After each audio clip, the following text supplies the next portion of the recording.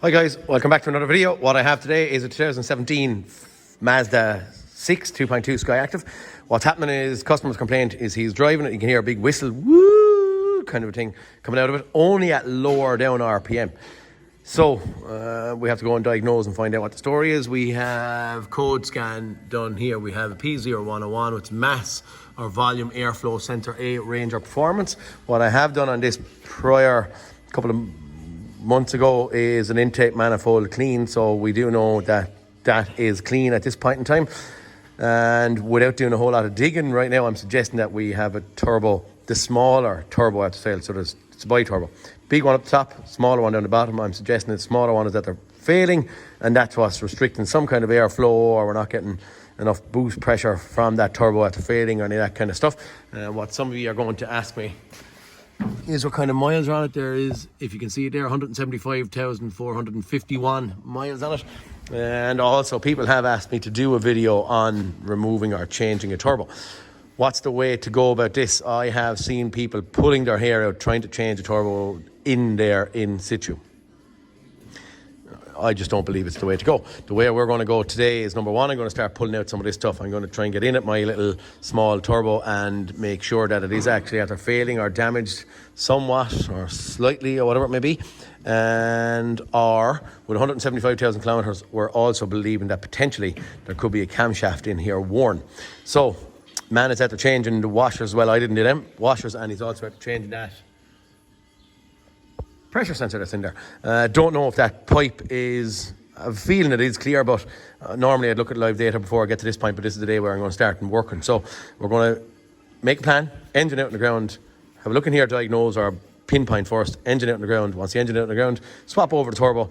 There's too awkward, there's too many bits of pipe, too many yokes that you just nearly can't get at. You can get off the subframe, and it does give you a whole lot more room, but the fastest and the easiest way to do it is out on the ground. You get out of it from the back with a power tool. You can see it. You know, okay, sorry. You can see it, it's clear, and it's all handy enough to get at once it's out on the ground. So that's where we're going to be going, and what we're going to be doing a video on today. I'm not going to show a huge amount, but I will point out the bits and pieces that have to come off and stuff. Where we're going to start? I'm going to start over here. I'm going to get the airbox out of it, battery out of it, some of them air intake and boost pipes around here off to pinpoint my problem first, and once it's in bits or damaged or whatever, we're going to roll on. At that stage then we're going to get over here and start maybe pull a cover off the engine ECU, a couple of bits, pieces of pipes and stuff. I'll put off the aircon, I won't drain it, I'm just going to put off the aircon pump and hang it out of my way, and then out she goes. Ball joints and subframes and all that kind of stuff. Okay, right, time to get going. Okay guys, diagnosing process, battery tray and stuff out, airbox out, and I have my bore scope stuck in here. There's our small turbine. It's gone in bits altogether, so we'll have to be interrogating to see where the bits of metal and blah blah blah are, maybe in the intercooler and stuff like that. But anyway, for us that is enough to say that we're changing this turbo, we're getting it out in the ground, and we're going to see what the story is. Okay, roll on. Time to start pulling all this crack apart and get it down again. I've shown this before. The fastest way I find is a little angle grinder, a cut across, and then the screwdriver. They were actually tight on it, so I had a vice grip on my screwdriver. That's what I do, a little cover off. Okay guys, we have the car up in the air and the wheels off. I'm just going to give you a fast pointer. I put off the anti-roll bar link there on the top, the track rod end here, pull out the bottom ball joint bolt here, exact same on the far side. Then we have to pull off this piece of tin sitting there. I have a feeling we have to take off this piece of tin also here. Once that's off, then we're going pulling off the subframe. Subframe is held on with one bolt, two bolts. There's one up there, then if you can see it goes up through that hole in the wishbone actually, sitting there. We have another bolt sitting up here on the front of the subframe. From that point I leave not the subframe but the radiators and all that kind of stays sitting up there. The front of the car stays intact. So again, the same on this side. Make a little bit of room for yourself. Actually, someone left a bolt in there somewhere. Bolt here, 3 bolts again. And the exact same thing on this side. Bottom ball joint bolt, track rod end, bit of oil on them there. Anti-roll bar link again. Same thing, 1, 2, 3 bolts. Okay, what I will say at this point in time, and I forgot to do it, is the actual steering column I should have disconnected prior because the rack is going to be coming down with me. There's nothing actually connected to the rack. It's a really easy one to bring down. So once the steering column is disconnected up here with a small size 10 bolt, that's quite easy. These are 18 or 19s, I think. That one and that one, not that one. Everything else is very handy. There's a bolt going through an engine mounting here, whether you take it here on the gearbox side or on the subframe side, it doesn't rightly matter, but fairly fast, fairly easy. 6, 8, 10 bolts, all right? Pull it down. Okay, I have the subframe. I've done the bolts I was talking about there. Have the subframe dropped down out of it. Draining my coolant here as well. Subframe is thrown on the ground over there. Right, I suppose to point out exhaust rubber hanging on the back as well that I didn't point out in the last one, and I'm not going to take down that piece of tin. I'm actually going to get up with my 2 exhaust bolts just in there, okay, in through that little looking hole. Now, at this stage, you can and you do have room to get up and change this stuff, but when the subframe is down off it, this is my way of looking at it now. When the subframe is down and off it, we're only looking at 2 drive shafts hanging there. That exhaust, outside of that, there's a couple of water pipes. The block connector that's on the engine, you see up there. 2 gear cables, battery trays and stuff. And I just think that this is so much easier, at this point to drop down on the ground. Because you'd be working up over your head here for what, 2 hours, 3 hours? I don't know. And then there's a lot involved in these 2 turbos. Lots of pipes, lots of connectors and all that. And I just find it so much easier sitting on the ground. That's just for me. So what I do, again, lads have said that they want to do this on a axle stands and jack stands, I think some of the lads call them. Like, I pull out these. I don't even take the drive shafts out of them.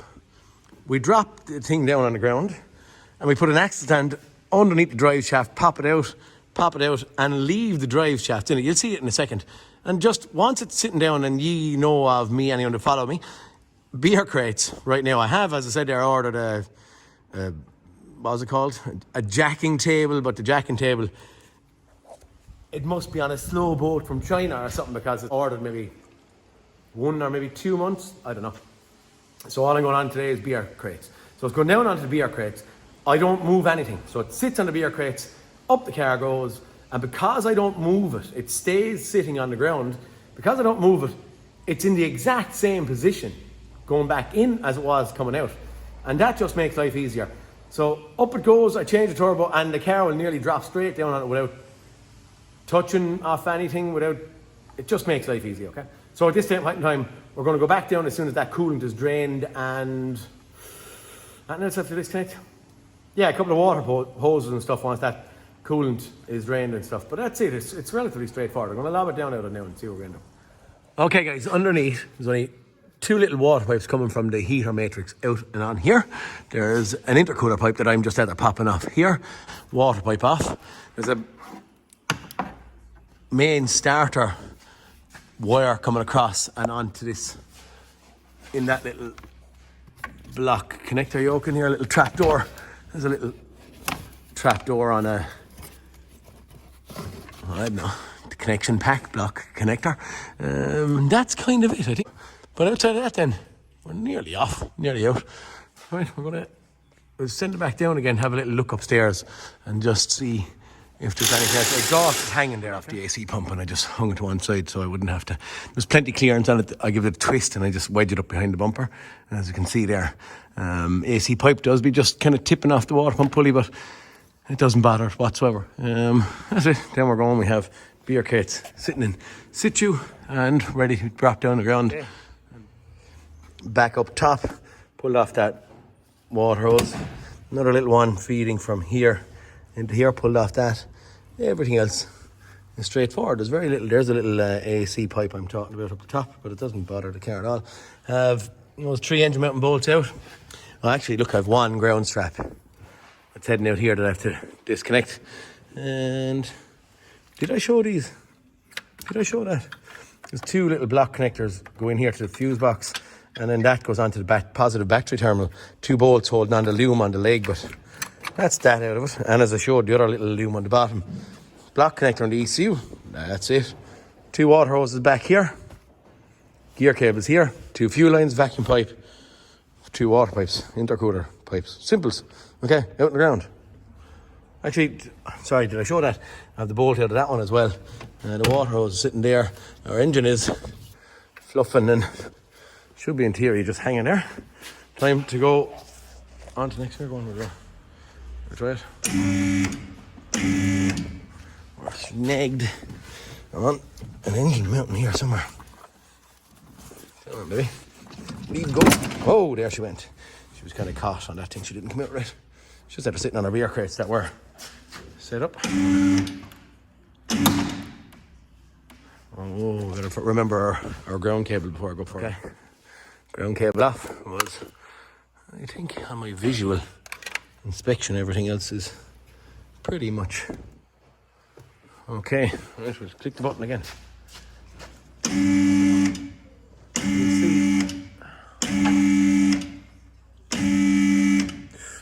Next thing is going to be our drive shaft and our axle stands. Popped out, sitting on axle.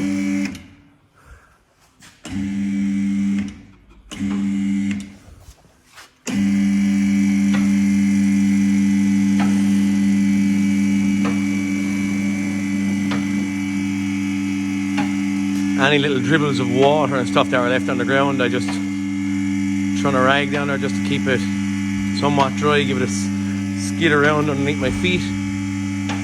It's like, no.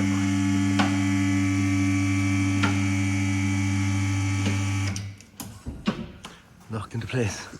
Look, isn't it just so much easier to do that than be fumbling up in a hole?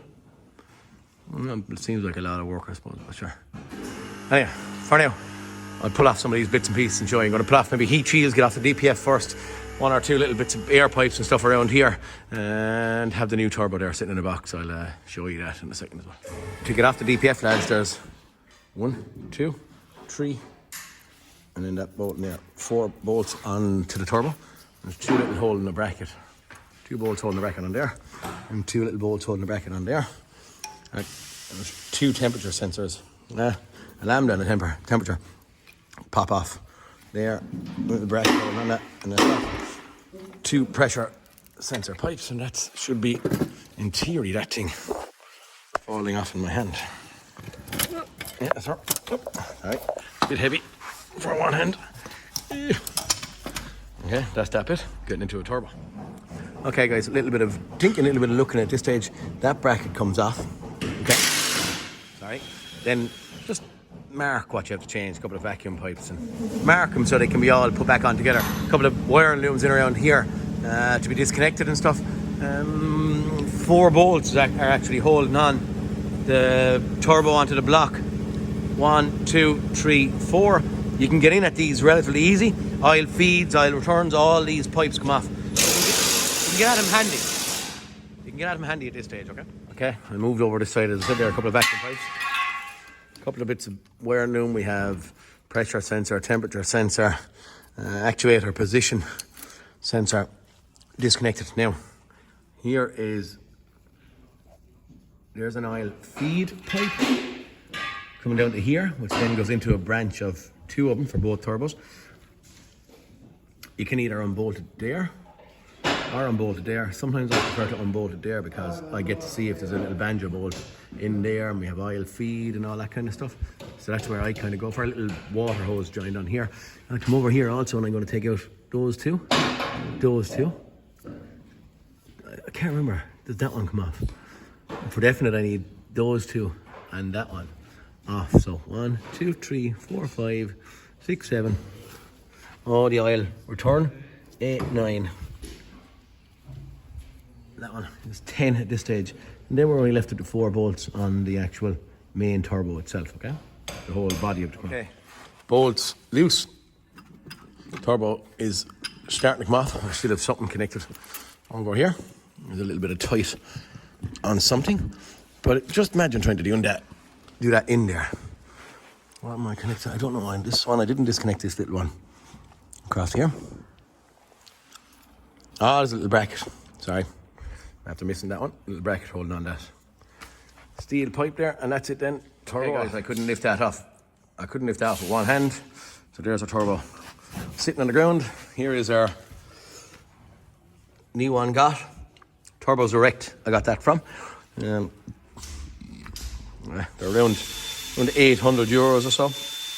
Into 780 or something like that. But that's, look, this good turbos I do get him from him, and he's Roman and he's fairly on the ball. So yeah, swap around a few bits and pieces, get that bolt together, verify our banjo bolt where the oil feed is coming out is good, and that is kind of it. Potentially this could be caused by, some kind of an oil restraint. Generally it's a feed issue rather than it just failing. There's something actually physically wrong here. So yeah, look, it's get them swapped around, get them bolted together, and then we'll go in and have a look at our camshafts and stuff up top, all right? Okay, guys, a bit of swapping and swapping happen here to make, that look like that. Yeah, there's a temperature sensor in there somewhere. You can actually see it on this one. They can be awkward enough to get out. There is a 14 little temperature sockets that we have here that will take it out, but they can be awkward, with an open spanner and that can be tight. Might need a bit of gas or some kind of inductive heater or whatever it may be. Yeah, I'm going to start by pulling off that pipe, these bits of pipes and bits of brackets, the oil return pipe. I'm going to start on this side, and then I'll pop them over and do the same again on the other side. Okay guys, everything that was on that turbo is now swapped over to that. A bit of time involved in this. There's I'm going to tell you straight and fair, there's a lot of little pipes and stuff on it that have to be fairly bang on. You want to be spending your time, it's about an hour or two, maybe an hour and a half, sitting down just transferring bits from one to another. That little bolt that I told you that's in the rear of the head, I had a restriction in here of oil flow, little bits of carbon that are built up in here. That's what probably caused the turbo to go. Restriction in oil feed to it.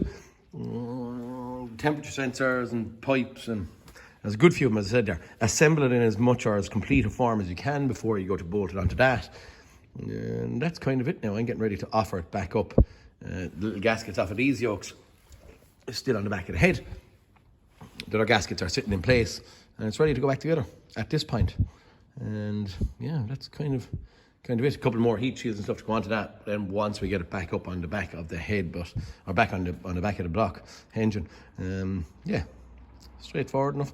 Time to go back on, but I just think this is so much easier to have it out and swap it around rather than trying to do it in there. Too bloody awkward. Okay, time to refit this thing. Okay, just before I offer my turbo up, this is something that I have done, and I may as well point it out to you while I'm in here. That banjo bolt there blocks a lot. That is the little pipe going up to that pressure sensor there. Now, it's not blocked in this case, but I took it off and actually pulled off that little bit of a heat shield while I was in there and just gave it a shot of air through it to make sure it was clear. Tapped it just to make sure any bits of carbon, you can actually see the little shards of carbon there from undoing that banjo bolt. That's kind of it. Make sure that your oil feed in here is clear as well. I have no carbon in there, and that's it, ready to go back together. So that's only a precautionary thing because we can get in at it right now and right easy. And this bit is the oil feed that's coming down to that oil feed pipe. Okay, now just to pointer, put it back together. Okay, turbo's bolted up now. One, 2, 3, 4 bolts. And then I have my 2 bolts here, 2 bolts here, 2 bolts there, 1 there, 1 there, and I've also the 2 bolts on the oil return pipe. A couple of vacuum pipes I put on, and now I think our next port of call, I can see one actually off here. Next port of call is going to be fitting in my actual little wire loom. Actually, no, I put in the banjo bolt in here first that I have sitting on the ground for myself. And then I'm going to put in my wire. Okay, on our turbo fitment engine, we had that P0101 that was in there. Was probably happening due to this, but as I said, we're going to look at a camshaft. Camshaft, it's worn to heck as well. You can see it also there. change the followers. A couple bits and pieces. There's the new camshaft sitting in there. We're all to change the oil strainer and the oil pump timing chain on this thing. So again, restriction of oil, blocked up with carbon, causing our turbo, causing these things to wear and stuff. So yeah, I'm just curtailing this video though to the turbo, so I'm throwing on the rock cover and injectors and stuff back in now. Okay, back together. Camshaft, injectors, rocker cover back on. One little pointer I'm going to suggest on these. Did I say that? To watch is our exhaust valve. Sometimes they get stuck from not. Could have said that already, from not being open for so long. So in this they're a little bit tight. I'm putting it back together. I'm not going to do any more disassembling at this point. We're going to send in the car down onto it now, okay? Squeeze her up, turn the key. On the way back in, went down as far as a pint there. Stuck in my drive shafts back in. And now it's going to be continue on down. I'm about a foot maybe.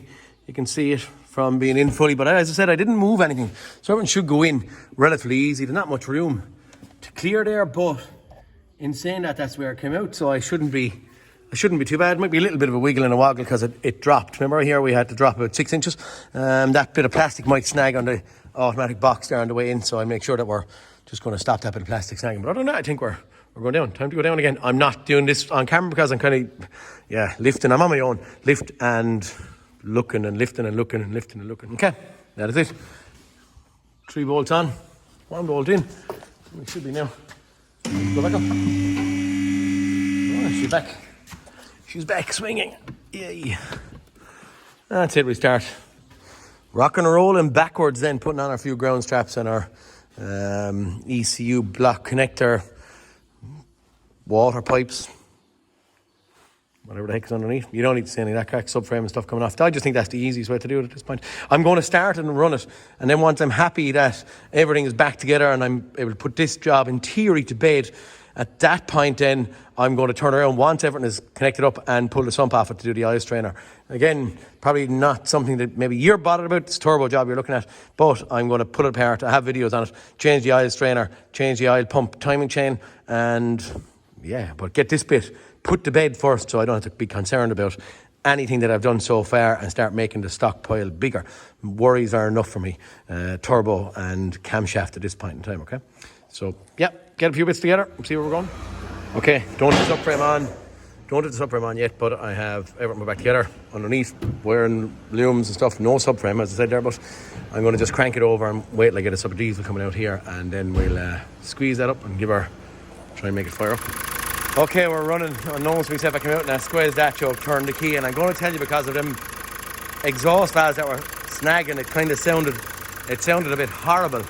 It was like, and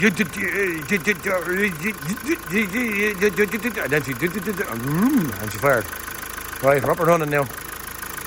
We have check engine lights and all that kind of crack on. We're going to have, but at least I have, in theory, that side of it put back to bed, and hopefully then going to go underneath. I think I'll throw on the subframe underneath, and then from there I'll pull off the sump. Loads of room in there to do everything you want to do, so I'm not concerned about room at all. Okay guys, my sump is going back on.